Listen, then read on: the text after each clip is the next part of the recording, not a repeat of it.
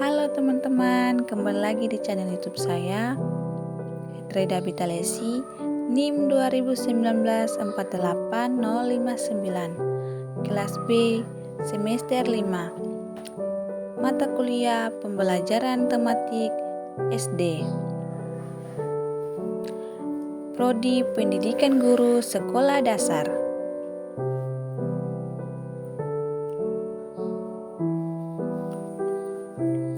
Ya anak-anak, di sini ada rancangan pelaksanaan pembelajaran Satuan Pendidikan SD Negeri 1 Kairatu, kelas 4, semester 1. Tema 1, indahnya kebersamaan.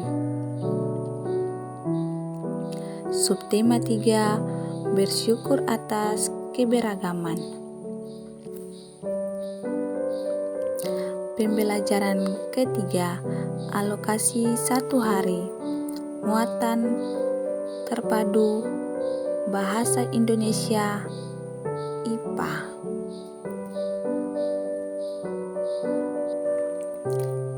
Kita akan masuk ke dalam kompetensi dasar.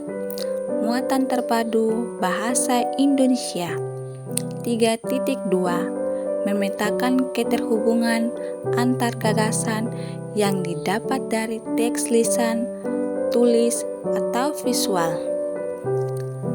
4.2, menyajikan hasil penataan informasi sesuai dengan keterhubungan antar tulisan.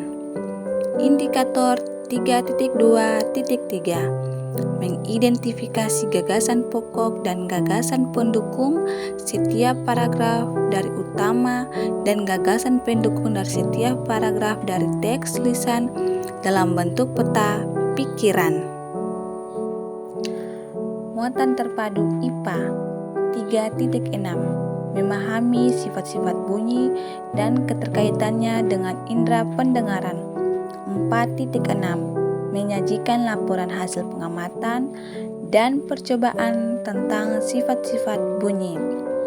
Indikator 3.6.5, menjelaskan sifat-sifat bunyi, memantul, menyerap.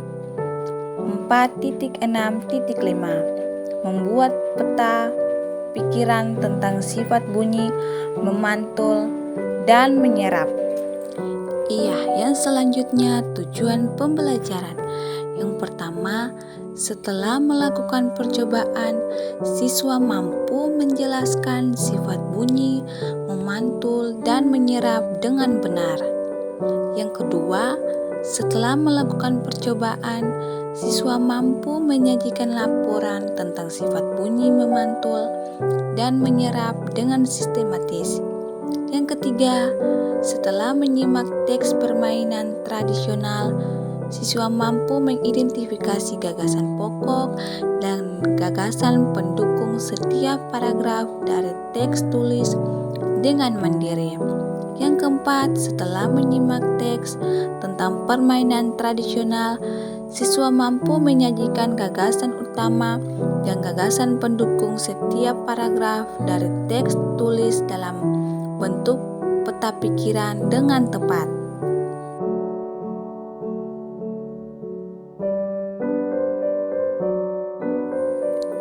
Kita akan masuk ke dalam materi.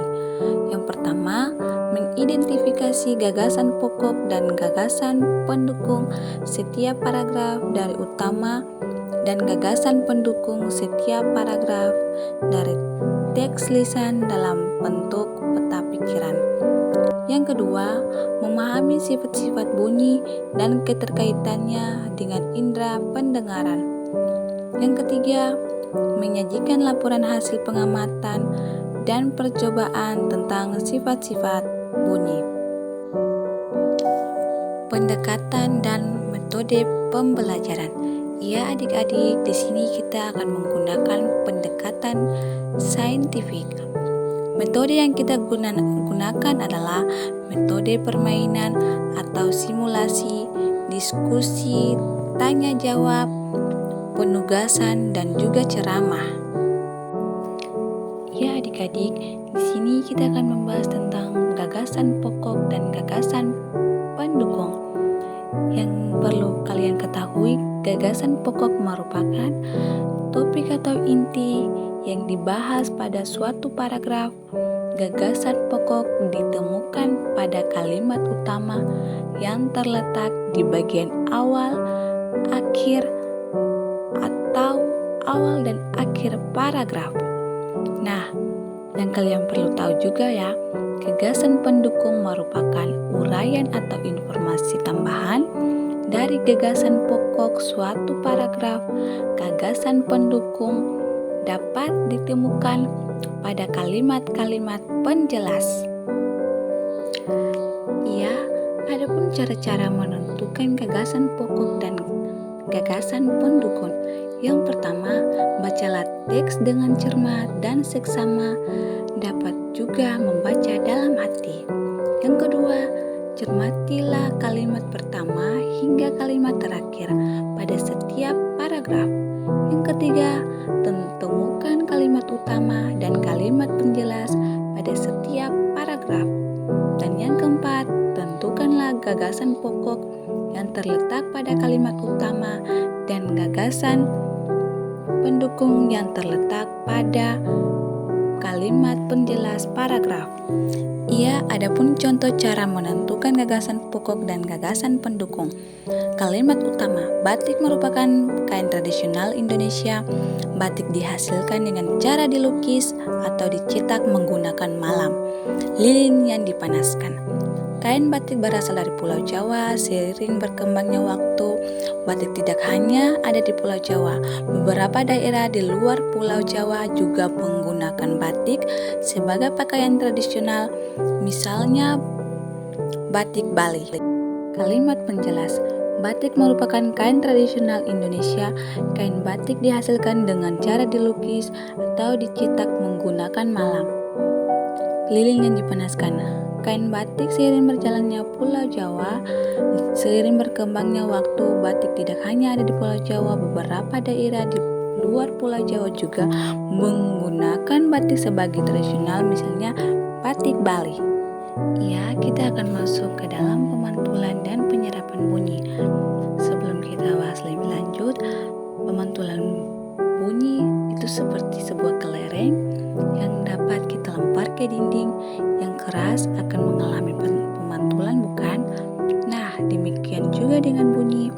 Bunyi juga dapat memantul jika dalam perambatannya dihalangi oleh benda yang permukaannya keras seperti kayu, kaca, dinding, dan juga besi. Nah, yang penyerapan bunyi adalah bunyi juga dapat diserap loh. Benda-benda yang dapat menyerap bunyi adalah benda yang permukaannya lunak. Benda yang demikian disebut peredam bunyi, misalnya karpet, goni, kertas, kain, busa, dan juga wol. Benda-benda tersebut dapat digunakan untuk mencegah terjadinya gaung atau kerdam, dinding dan langit-langit gedung pertemuan, studio, rekaman, dan juga bioskop dilapisi dengan bahan-bahan tersebut supaya tidak terjadi gaung atau keram.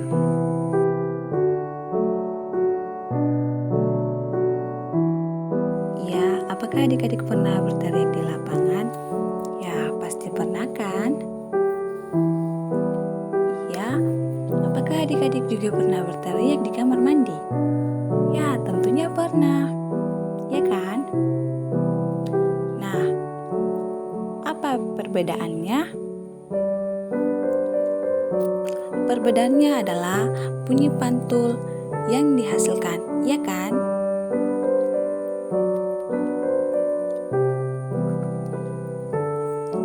Adapun macam-macam bunyi pantul. Gema, yaitu bunyi pantul yang terdengar setelah bunyi asli selesai diucapkan. Nah, terjadi jika jarak dinding pantul jauh dengan sumber suara. Nah, adapun macam-macam bunyi pantul yang itu gaung, contohnya yang pertama, suara di dalam bioskop. Yang kedua, suara dalam studio musik. Dan yang ketiga, berteriak di dalam kamar mandi. Itu adalah contoh dari macam-macam bunyi pantul gaung.